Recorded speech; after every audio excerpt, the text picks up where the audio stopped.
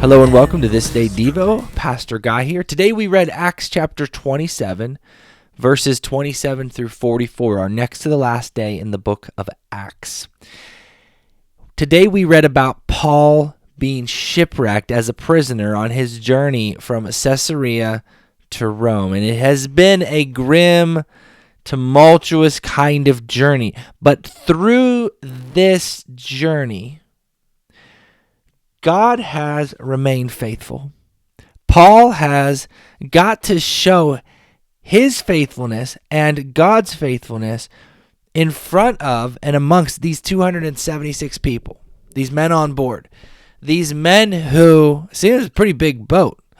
And so these men who would have been a hodgepodge of believers, right? You would have had Paul's group of Christians, possibly some other Christians among them, and then you would have had all kinds of pagan religions, these men who would have believed in the Greco-Roman gods, Zeus, people like this, gods like this. You would have had, plenty of agnostics and atheists and just your run-of-the-mill kind of men, these, men who were just of this world. But by being on this ship, they got to see the faithfulness of God, even in terrible situations. They got to see Paul being a man of grace and mercy as the ambassador for Christ. You see, God had told Paul knew, and they knew, that a shipwreck was coming. And then the storm hits, and they're scared, they're fearful, they're so worried that for a couple weeks they're not even eating. And Paul's like, listen, guys, because at this point he has earned some serious credibility. Even though he was a prisoner, he's got credibility with the commander.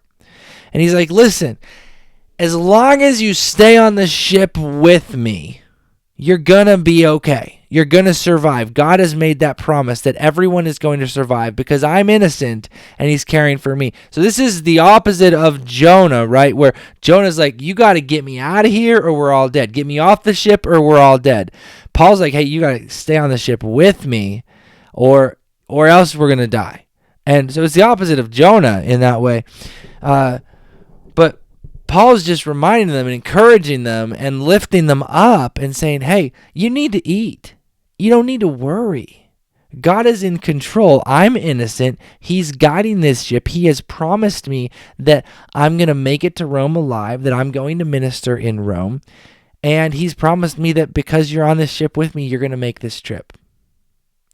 And so he's encouraging everyone on there. He's like, it's cool. It's kind of like back in Mark chapter 4 when Jesus is sleeping below deck on the boat during a storm with his head rested on a cushion, and the storm is raging, and everyone on the ship is like, how can you sleep right now? And he's like, oh, you of little faith, do you not yet believe in the one that God sent? Paul is expressing this. It's like, guys, it's gonna be okay. Just relax. Remain faithful. God has got this. And then every one of them would survive. And he has earned so much respect through his faithfulness and through his ability to prognosticate what is going to happen, and then God follows through. That the commanding officer is talking to a prisoner and not wanting the prisoners to be killed because he wants to spare Paul. And so this is a great window into early Christianity being so much different than pagan society, because early Christianity was a people of compassion, a people of love, not a bunch of wimps that get ran over all the time. Paul was anything but a wimp. Jesus was anything but a wimp. But Christians were known early on as a people who were compassionate and merciful and graceful, gracious, gratitude, loving, forgiving, hospitality, people who stood out as different in society because of their hearts, because of their love. Just like the God of the Bible is a God of love. A God of love, whereas these pagan gods of Greece and Rome were anything but. They were just manifestations of the worst of humanity. Whereas God is love. The one true God is love. And they get to see that in his faithfulness. So really cool. Really cool. I'll see you tomorrow. I hope you enjoyed this.